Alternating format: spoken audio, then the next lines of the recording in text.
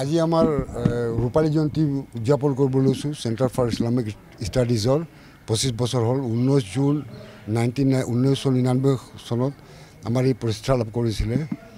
আজি আমি 25 বছৰ অতিক্ৰম কৰিলোঁ। আজি আমি আমন্ত্ৰণ কৰি আনিছোঁ বিশিষ্ট চিন্তাবিদ, বিশিষ্ট লিখক আৰু সাংবাদিক হাইদুৰ হুছেইন চাহাবক গুৱাহাটীৰ পৰা। আজি আমাৰ এই ৰূপালী জয়ন্তী অনুষ্ঠানত আমাৰ অনুভূতি আমাৰ মুখপাত্ৰ প্ৰকাশ কৰা হয়।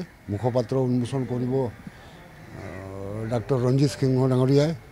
আৰু আমি আজি আশীতিপৰ ব্যক্তিসকলক যিয়ে আমাৰ লগত আৰম্ভণিৰ পৰা জড়িত হৈ আছে তেখেতসকলক সম্বৰ্ধনা জনোৱা হ'ল আৰু একোখন ফুলাম গামোচা আৰু স্মাৰকেৰে তেওঁলোকক সন্মানিত কৰা হ'ল। আজি আমাৰ এই উদ্দেশ্য। 8জন সম্বৰ্ধনা হৈছে আশীতিপৰ সমাজৰ বিশিষ্ট ব্যক্তিসকল দেই, ধৰ্ম বৰ্ণ নিৰ্বিশেষে। না মই আচলতে এখেতসকলৰ অনুষ্ঠানটো সম্পৰ্কে ইয়াৰ আগতে বিশেষ নাজানিছিলোঁ। মোৰ স্বাস্থ্যও খুব বেয়া। আজি কিছুদিনৰ পৰা মই আপোনাৰ গেষ্ট্ৰিক আলচাৰত ভুগি আছোঁ। মই আচলতে শাৰীৰিকভাৱে আহিবই নালাগে, কিন্তু তৎসত্ত্বেও আহিলোঁ এইকাৰণে। মই ভাবিছিলোঁ যে এখেতসকলৰ নামটো অৱশ্যে ইছলামিক ষ্টাডিজ আৰু বিষয়টো দিছে কিবা সাম্প্ৰতিক সময়ৰ যুৱ প্ৰজন্মৰ বৰ্তমান আৰু ভৱিষ্যত। যুৱ প্ৰজন্মৰ বৰ্তমান আৰু ভৱিষ্যত বৰ সন্তোষজনক নহয়। সামগ্ৰিকভাৱে অসমৰ ভৌগোলিক চাৰিসীমাৰ ভিতৰত বসবাস কৰা সকলো জাতি জনগোষ্ঠীৰেই যুৱ সমাজৰ অৱস্থা কিন্তু মই ভৱিষ্যতৰ কাৰণে বৰ উজ্জ্বলতৰ বুলি নাভাবোঁ। কিন্তু হ'লেও আমাৰ প্ৰত্যাশা কিন্তু তেওঁলোকেই। মুছলমান বুলি কওঁতে অসমৰ মুছলমান যদিও মই নিজেও ব্যক্তিগতভাৱে ইছলাম ধৰ্মাৱলম্বী লোক, মই সেই জাতৰ মুছলমান নহয়। মুছলমান হয়, মই ইছলাম ধৰ্মৰ নীতি নিয়ম মানি চলোঁ। কিন্তু অসমৰ ভৌগোলিক চাৰিসীমাৰ ভিতৰত থকা প্ৰতিচপৰা মাটিকে মোৰ ভৰিৰ তলৰ মাটি বুলি ভাবোঁ আৰু প্ৰতিজন মানুহকে মই মোৰ নিজৰ ভাই ককাই বুলি ভাবোঁ। সেইভাৱে আমি জন্মিছিলোঁ আৰু সেইভাৱেই আমি আপোনাৰ ডাঙৰ হৈছোঁ। সাম্প্ৰতিক সময়ত মুছলমান সমাজখনৰ আপুনি লক্ষ্য কৰিলে দেখিব যে পৃথিৱীৰ চব দেশতে মুছলমান মানুহে য'ত জনমে বা কনভাৰ্টেড হয়, বেছিভাগ মানুহ মুছলমান মানুহ আচলতে কনভাৰ্টেড হোৱা, ধৰ্মান্তৰিত হোৱা। আপোনালোকৰ ডিব্ৰুগড়ৰ সমাজখনত যিখিনি মুছলিম মানুহ আছে, ইয়াত কথা পাতিলে আপুনি গম পাব যে কিছুমান মানুহ আপোনাৰ স্থানান্তৰিত হৈ আহি ইয়াত খিলঞ্জীয়া মুছলমান হোৱা মুছলমান। তেওঁলোক খিলঞ্জীয়া, তেওঁলোকে এই মাটিক ভাল পায়, ইয়াত ব্যৱসায় কৰে, ইয়াত বাণিজ্য কৰে, চব ইয়াতে কৰে। ঠিক আছে, অনুষ্ঠানটো হ'ল এখেতসকলে যিটো অনুষ্ঠান গঢ়িছে আজি 25 বছৰ হ'ল। ডিব্ৰুগড়ত মুছলমান জনসংখ্যা হয়তো টাউনত হয়তো 5%, 6%, 7%, কিন্তু জিলাখনত কিছু আছে নহয় প্ৰভাৱশালী মুছলমানো আছিল। যদি মাটি চাটি বিক্ৰী কৰিছে মুছলমানৰো আপোনাৰ ব্যৱসায় বাণিজ্যতকৈ। কিন্তু ডিব্ৰুগড়ত তাহানিখনৰ ৰফিউল্লাহতে যিটো বিজনেছ কৰিছিল, এসময়ত হেল্থ ছাৰ্ভিচ ৰফিউল্লাই চলাইছিল। এতিয়াতো সেই ৰফিউল্লাহও নাই আৰু এখেতসকলৰ যি বাগান টাগান আছিল বেছিভাগে বিকিলে। অৱনমন হৈছে।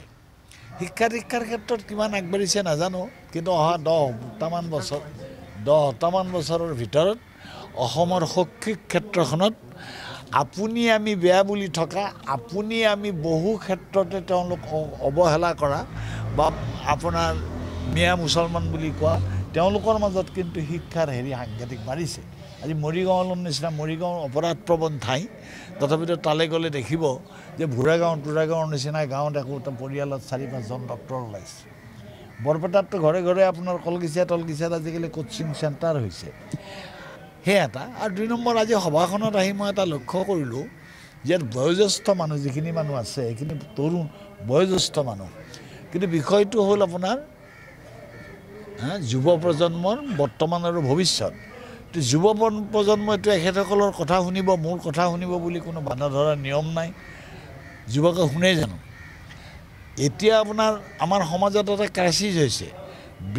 বাপেকৰ সম্পত্তিত পুতেকে ঘৰটো বনায়, 1 তলাটো 5 তলা বনায়, তাৰে আপোনাৰ 2 কথা 3 কথা বিকেও, কিন্তু বুঢ়াটো আপুনি শ্মশান দোচানত আগত কাম চাম কৰা শ্ৰাদ্ধ তাদ্ধ বছৰীয়াকৈ শ্ৰাদ্ধ কৰা নিয়ম আছিল এতিয়া সেইবোৰ উঠি গৈছে এতিয়া বুঢ়া মানুহ আপোনাৰ মই শ্ৰাদ্ধ তাদ্ধ খাব গ'লে কেতিয়াবা দেখোঁ যে বৰ বেয়াই লাগিল আপোনাৰ দেউতা ঢুকুৱা শুনিলোঁ এই দেউতা বৰ ভাগ্যৱান আছিল ৰাতি পৰিল পুৱা মৰিল আমাকো কষ্ট নিদিলে নিজেও কষ্ট নাপালে এনেকুৱা পৰিৱৰ্তিত পৰিস্থিতিত অকল বৃদ্ধৰ হাতত বিশেষকৈ অসম আন্দোলনৰ পৰৱৰ্তী কালছোৱাত অসমৰ সমাজ জীৱনত তৰুণ চামৰ ওপৰত বয়সস্থ লোকৰ প্ৰবীণসকলৰ কৰ্তৃত্ব বহুখিনি হ্ৰাস পাইছে 1 নম্বৰ 2 নম্বৰ হ'ল তৰুণে আমাৰ ভৱিষ্যত তৰুণৰ লগত আপোনাৰ হেৰি হ'ব লাগিব আলোচনা হ'ব লাগিব আজিৰ সভাখনত আপোনাৰ নিয়মমতে 40 জন যদি আপোনাৰ যুৱক থাকে 20 জন আপোনাৰ বয়োজ্যেষ্ঠ মানুহ থাকিব লাগিছিল কনভাৰচেশ্যনটো হ'ব লাগে বিটুইন জ্যেষ্ঠ আৰু কনিষ্ঠৰ মাজত আমি জ্যেষ্ঠৰ পৰা যদি 5টা কথা লওঁ কনিষ্ঠৰ পৰাও আপোনাৰ 6টা কথা লোৱা উচিত কনিষ্ঠই কি ভাবে তেওঁলোকে অসমৰ ভৱিষ্যত তেওঁলোকৰ নিজৰ ভৱিষ্যত দেশৰ ভৱিষ্যত সম্পৰ্কে তেওঁলোকৰ এটা ধাৰণা আছে সেই ধাৰণাটো কি আৰু সেই ধাৰণা মতে তেওঁলোকক সেই পথলৈ আনাৰ ক্ষেত্ৰত সমাজখনৰ কি অৰিহণা তাৰ যি আপুনি সভাত দেখিছে একেসকলে বেয়া পোৱাৰ কথা নহয় সব ঠাইতে সভা শুনিবলৈ মানুহ নাহে কাৰণ বিশ্বাসৰ সংকট হৈছে সমাজখনত চৰিত্ৰৱান মানুহ সমাজখনত আপোনাৰ জনহিতৈষী মানুহ সমাজখনক মোৰ বুলি ভবা মানুহ আৰু জাতিটোক মোৰ বুলি ভবা জাতিটোৰ প্ৰকৃতাৰ্থত মৰিবলৈ ওলোৱা মানুহৰ সংখ্যা অসমত দ্ৰুতগতিত হ্ৰাস পাইছে এইটো জাতিৰ কাৰণে বৰ সংকটৰ সময় আৰু এই মুছলমান মানুহখিনিও ভাবা আছিল যে তেখেতসকলৰ প্ৰথম পৰিচয় হ'ল অসমীয়া আমি প্ৰথম পৰিচয় হ'ল অসমীয়া পিছত ভাৰতীয় আৰু মোৰ ভাষাও অসমীয়া ধৰ্মটো হ'ল আমাৰ আচলতে এটা নিজস্ব বস্তু সকলো জাতিগোষ্ঠীৰ মানুহে ধৰ্মৰ মানুহে নিজা নিজাকে ধৰ্মৰ নিয়ম মানি চলে সকলো ধৰ্মৰ লক্ষ্য এটাই সততা নিষ্ঠা স্বৰ্গগামী হোৱা এখন বেলেগ কল্পনাৰ পৃথিৱীত বাস কৰা যিখন পৃথিৱী অকল মানুহৰ কথাই যিখনত চৰ্চা হয় গতিকে ধৰ্ম হ'ল নিজস্ব বিষয় ধৰ্ম মছজিদত থাকে ধৰ্ম নামঘৰত থাকে ধৰ্ম মন্দিৰত থাকে ধৰ্ম অন্তৰত থাকে ধৰ্ম মানুহৰ তাত্ত্বিক ধ্যান ধাৰণা আৰু জ্ঞানক ভিত্তি কৰি ধৰ্মৰ বিকশিত হয় ধৰ্মই বিশ্বক ধাৰণ কৰে কিন্তু ধৰ্মই শেষ কথা নহয় সমগ্ৰ পৃথিৱীত আজি সেইকাৰণে বহু দেশত ধৰ্মৰ সংকট ঘটিছে আৰু আমাৰ মুছলমান মানুহসকলেও ভবা আছিল পৃথিৱীলৈ পৰিৱৰ্তন আহিছে আজি চৌদি আৰবত আপোনাৰ মন্দিৰ সাজিছে তাৰ ৰজাই ৰাজপৃহ পৃষ্ঠপোষকতাত ভাৰতীয় মানুহে মন্দিৰ সাজিছে তাত গতিকে পৃথিৱীলৈ পৰিৱৰ্তন আহিছে হিন্দু মুছলমান কৰি আমি মাৰপিট কৰিব পাৰিম কিন্তু আমি আচলতে সামগ্ৰিক উন্নয়ন কৰাৰ কাৰণে জাতিটোক সমৃদ্ধিশালী কৰিবৰ কাৰণে জাতিটোক সেইকাৰণে জাতিৰ অস্তিত্বৰ বিষয়টো আছে বিদেশী আছে আগ্ৰাসন আছে আপুনি খেদক আৰু উজনি অসমত আৰু এটা বিষয় হৈছে মই অলপতে আহিছিলোঁ আপোনাৰ মৰাণ ছাত্ৰ সন্থাৰ প্ৰতিষ্ঠা দিৱসত তাতে মই দেখিলোঁ মোক কিছুমানে সুধিলে এইটো ভোটৰ সময় আছিল সুধিলে যে হেৰি আমাৰ ইয়াত হয় সন্দেহ হয় 15-20 বছৰ পিছত উজনি অসমৰ মানুহেও নিজৰ জনপ্ৰতিনিধি এজন বাচিবৰ কাৰণে কষ্ট কৰিব লাগিব নামনিটো কৰিব লাগিব মধ্য অসমতো কৰিব লাগিব সেইকাৰণে আমি আমাৰ কথা ভাবিবলৈ হ'লে আমাৰ ভাষা আমাৰ সংস্কৃতি আমাৰ মাটি আমাৰ বজাৰ আমাৰ আধিপত্যবাদ বুলি কওঁতে আপোনাৰ কাৰোবাক অত্যাচাৰ কৰাৰ কথা নহয় কাৰোবাক আপোনাৰ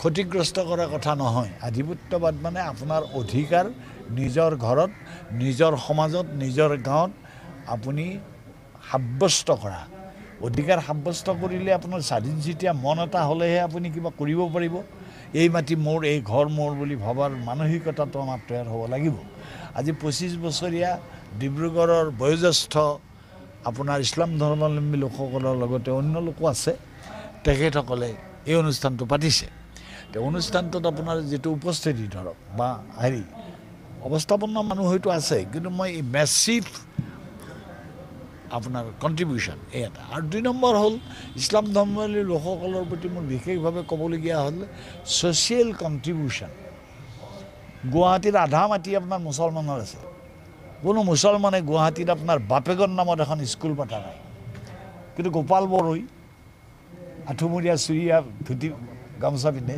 কিন্তু গোপাল বড়ৈ আপোনাৰ এখন হাইস্কুল পাতিছে তেনেকৈ কৰিছে গতিকে সেইকাৰণে মই কৈছোঁ যে আমাৰ মুছলিম মানুহখিনিও নতুনকৈ সময়ৰ লগত খাপ খোৱাকৈ আগবাঢ়ি যোৱাৰ ব্যৱস্থা কৰিবলৈ এই অনুষ্ঠানটোৱে সেই ক্ষেত্ৰত এটা নেতৃত্বশালী ভূমিকা ল'ব পাৰে যিকোনো খবৰৰ বাবে যোগাযোগ কৰক আমাৰ এই নম্বৰত 7099017330 আৰু 7099017110